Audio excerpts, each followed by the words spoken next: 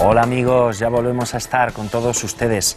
Bueno, ¿sabían que el ajedrez y los negocios tienen mucho en común, Marta? De hecho, podemos aplicar algunas de las estrategias del juego al mundo de la empresa. La concentración, el talento, la paciencia.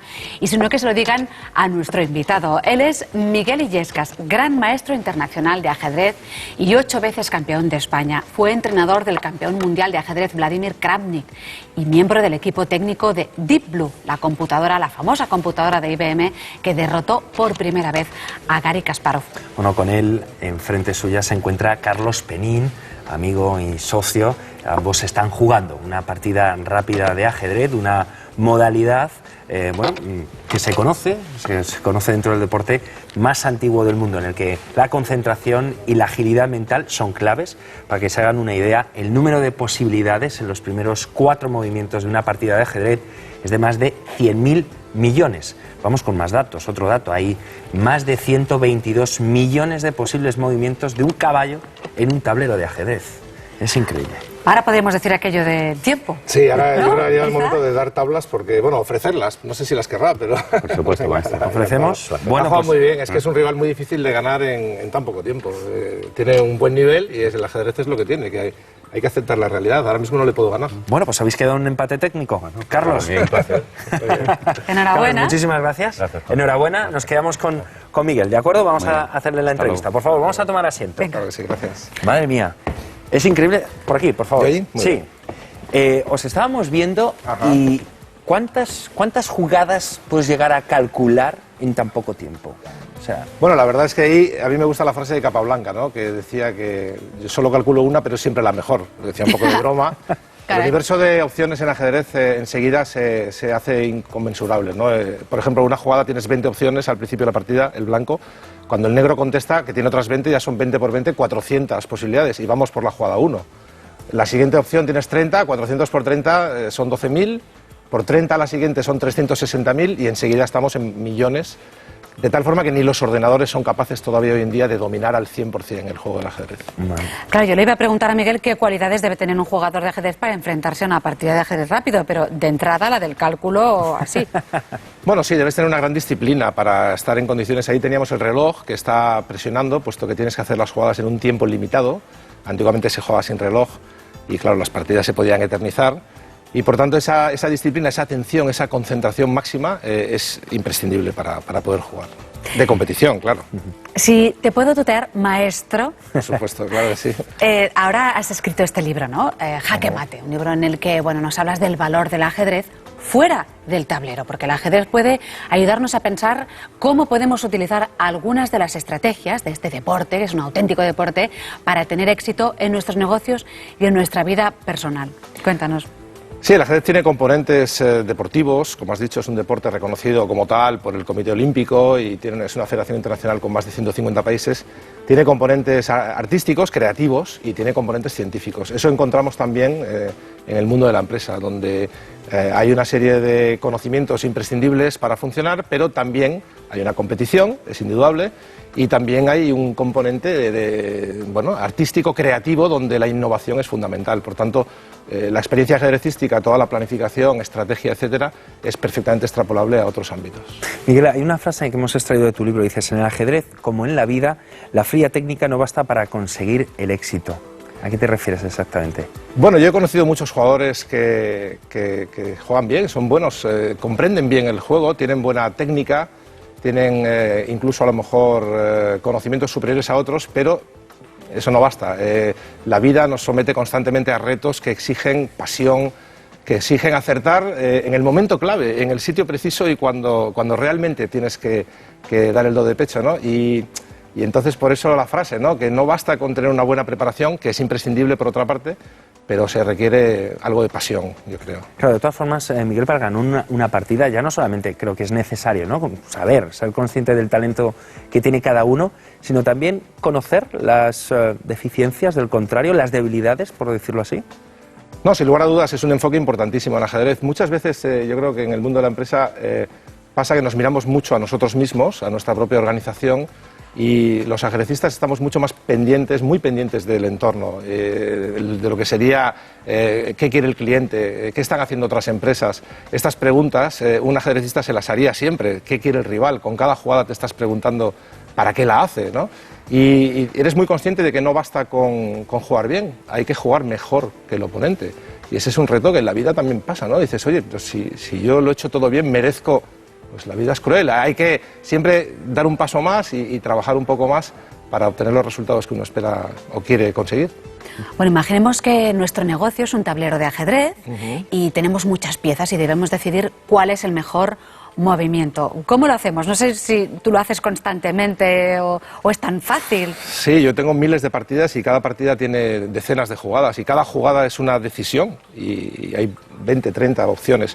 Lo primero que haces, tienes un filtro que de esas 30, 40 opciones tú sabes que está entre 4 o 5, porque hay jugadas que no te planteas, ¿no? Si el semáforo está en rojo, vas con el carrito de tu hija, no te planteas pasar. Te planteas ir por otro camino, volver o esperar que se ponga verde, que es lo más natural. Entonces, en ajedrez hablas con tus piezas, que significa preguntarse, esta pieza realmente que está aquí, ¿qué podría hacer? ¿Dónde podría ir? ¿Qué tarea podría esperarle en este tablero? A lo mejor descubres que el rey enemigo tiene un sitio perfecto y esa pieza podría ir ahí, a ese lugar cerca del rey enemigo donde podría ser muy eficiente, muy eficaz, ¿no? Por tanto, constantemente estás interactuando con tus recursos. Las piezas no son solo personas, también son recursos. Puede ser qué hago con el dinero que tengo en caja, ¿no? Una empresa como Apple puede decir, oye, pues ahora voy a comprar otras empresas o voy a abrir una tienda en Barcelona, como acaban de abrir, por cierto, ¿no? Entonces, las decisiones constantemente implican esa interacción con todos los elementos, teniéndolo todo como una foto global. Y bueno, para buscar la mejor jugada también hay que fijarse en esa posición global que nos comentabas, ¿no? Y no en las jugadas concretas. ¿Por qué? Sí, muchas veces nos perdemos un poco en la acción. Somos humanos y yo pongo el ejemplo, siempre le digo a un alumno, a ver, ¿tú aquí qué jugarías? Y empieza, pues movería el caballo, lo más seguro, y empieza a analizar la jugada de caballo y le digo, cierra los ojos. Y digo, ¿cómo está el tablero? ¿Cuántos peones tienes? ¿Quién tiene más piezas? Y no lo sabe. Se ha empezado a fijar en la jugada y muchas veces en la vida, en la empresa también, vamos muy esclavos de la acción inmediata, ¿no? Decimos, bueno, ahora hay que hacer esto.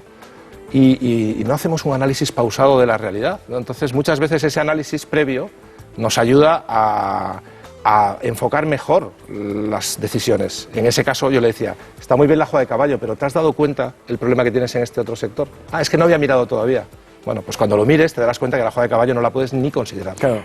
Pero en el ajedrez, por ejemplo, sabes, cada cual tiene su función. El caballo es el caballo, el peón es el peón, el rey es el rey. Pero cuando tienes un tablero en tu empresa en que a lo mejor un peón está funcionando de caballo o un alfil está haciendo unos movimientos así extraños, ¿cómo identificas su posición en el tablero correcta en la empresa? Hombre, a ver, el tablero de ajedrez es un escenario interesante de prácticas, pero la vida real es mucho más complicada. Y efectivamente, cuando intervienen personas con toda su complejidad y cuando interviene en el elemento del trabajo en equipo, el carácter, cómo cuadrar y cómo hacer que cada persona, efectivamente dices tú, esté haciendo lo que realmente mejor sabría hacer. Las modernas doctrinas de management recomiendan mucho que para tener una empresa eficaz tienes que tener personal feliz. Y dirás, oye, qué utópico, qué bonito, qué angelical. Bueno, pues eso es realmente lo que está funcionando hoy en día y si uno se fija, empresas que pueden ser tomadas como modelo, se esfuerzan mucho en que su plantilla estén todos, como tú decías, haciendo lo que quieren hacer y lo que harán mejor. Por tanto, ese diálogo con las piezas es fundamental. Y un consejo que siempre das, Miguel, es intentar analizar la situación, pero haciéndolo en voz alta. Sí, es que yo creo que eso nos ayudará a comprendernos mejor. Este ejemplo en ajedrez a mí me funciona muy bien cuando doy cursos. Sobre todo a los chicos jóvenes les impacta un poco escucharse, ¿no? Porque, a ver, tú, esta posición, háblame de esta posición. Juegan blancas, ¿qué jugarías? Entonces ya cuando han tomado nota de lo que les dije antes, dice, vamos a ver, el blanco tiene igualdad material, los reyes están seguros, por tanto puedo mirar una opción a largo plazo y de pronto se quedan parados, se callan. Y yo le digo, no, sigue pensando. Dice, no, es que te aprendes, y si tú hicieras lo mismo con cualquier tarea que hagas, intentas examinarte a ti mismo y pensar en voz alta, descubres de pronto que hay muchas cosas que podrías mejorar, que hay mecanismos que te resultan incómodos y que tienes que trabajar. Y entonces ese ejercicio yo lo recomiendo mucho y sobre todo cuando hablamos de trabajo en equipo, un proyecto de grupo, esto lo vi mucho cuando trabajábamos en IBM, una gran empresa, pues nos hacía mucho el trabajo en equipo de hablar, expresar en voz alta todo lo que sientes, lo que quieres, y ese intercambio es muy, muy positivo. Bueno, uno de los principales errores, ya no solamente en una partida de ajedrez, sino en la vida, es tomar decisiones inapropiadas, equivocadas. ¿Cuándo sabemos qué es la inapropiada o la equivocada hasta que nos comen la pieza? Bueno, sí, yo hablo mucho en el libro del modo pánico, ¿no? El modo pánico, uno entra en pánico cuando comete errores impropios de su nivel. Esto pasa en ajedrez y, por ejemplo, a mí no llegué quizá a ser del top 10 mundial, estuve cerca pero no estuve ahí, porque me faltaba esa cualidad, esa disciplina de nunca ceder a la tentación de una decisión precipitada. Tú estás pensando, pongo el ejemplo, ¿no?, en mover una torre o un caballo, y estás ahí en esa duda, analizando, y cuando llevas un rato sufriendo porque no sabes qué mover, te viene una vocecita y te dice, oye, ¿por qué no mueves el alfil? Tú estabas considerando la torre o el caballo, y te dice, claro, la jugada del alfil la haces, y te has quitado el muerto de encima, ya no estás estresado. Pero a lo mejor la jugada del alfil es malísima, ¿no? Entonces esos errores hay que evitarlos. Tenemos que procurar en la vida, se pueden cometer errores, hay que cometerlos, porque hay que arriesgar, pero procuremos evitar los errores tontos, ¿no? Los errores así, fruto de ese pánico, de esos nervios, de ese estrés.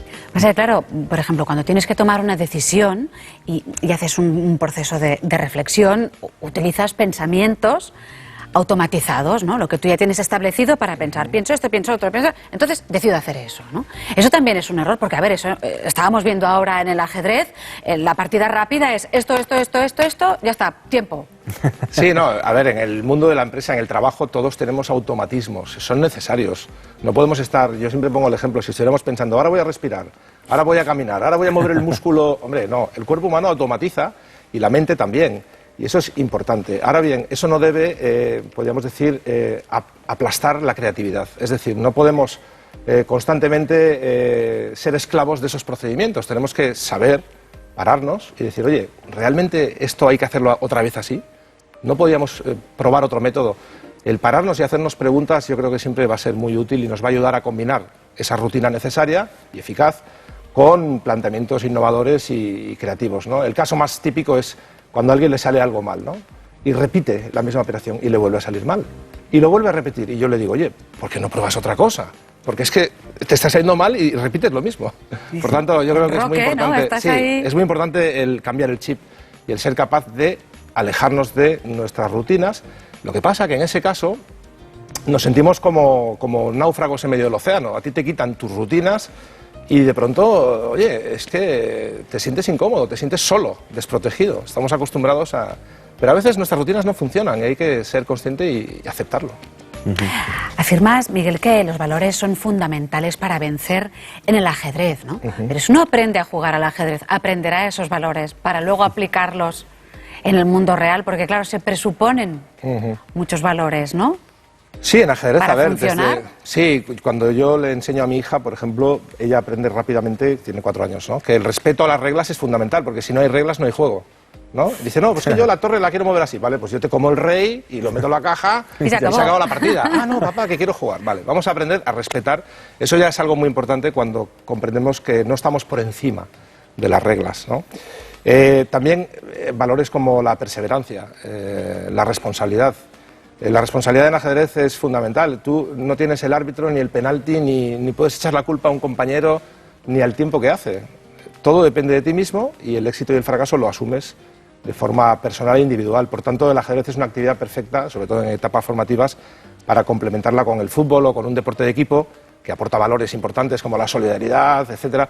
Y el ajedrez te aporta otros que solamente muy pocas actividades te van a aportar, aquellas que haces en solitario. Miguel, ¿y dónde dejaríamos o colocaríamos, en este caso, el valor de la intuición, si es que tiene algún valor para conseguir el éxito, y diferenciarlo de ese automatismo del que hablábamos antes?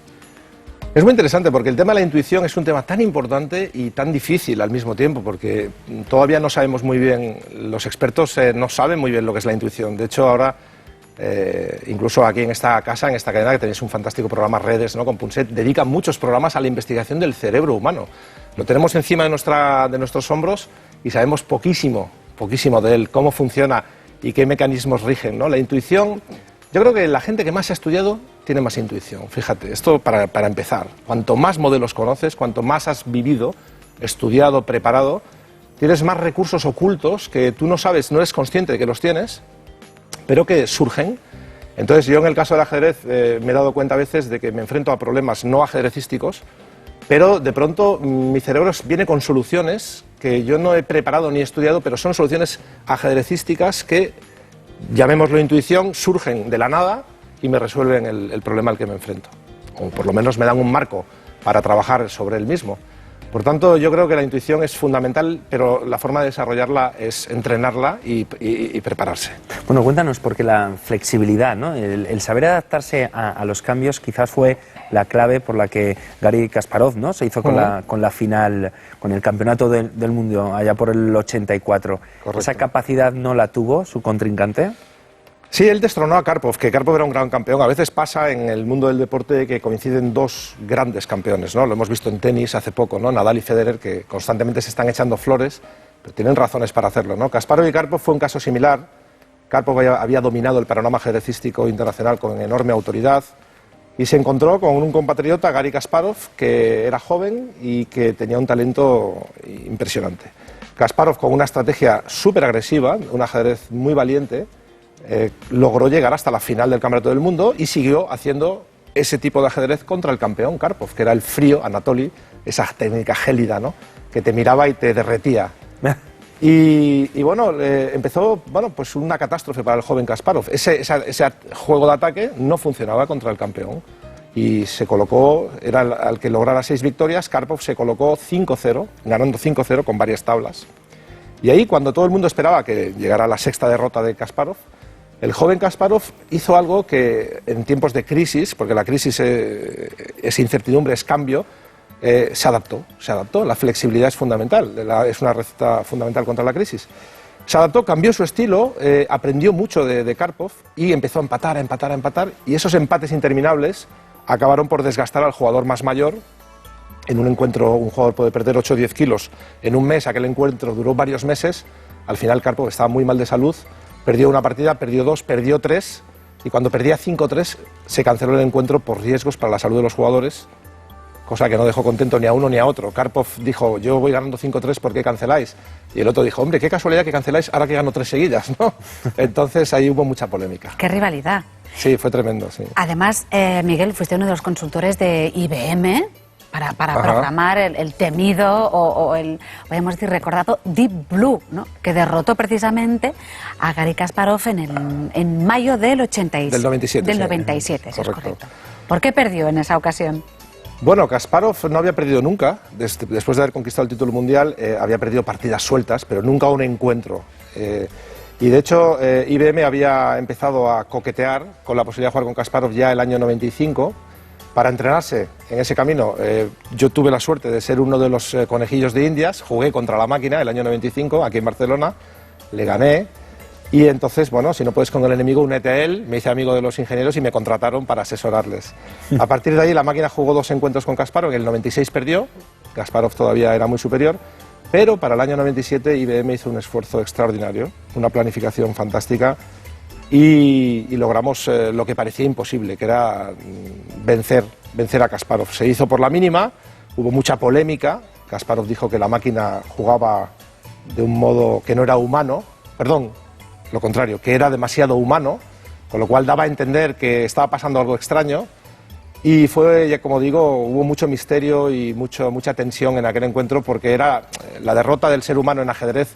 Es como admitir que las máquinas van a gobernar el mundo. No sé si mucha gente habrá visto Terminator, ¿no? Pues por ahí vamos, ¿no? Por ese camino vamos cuando las máquinas logren ser más inteligentes que nosotros. ¿Pero una máquina realmente se llega a anticipar a una jugada?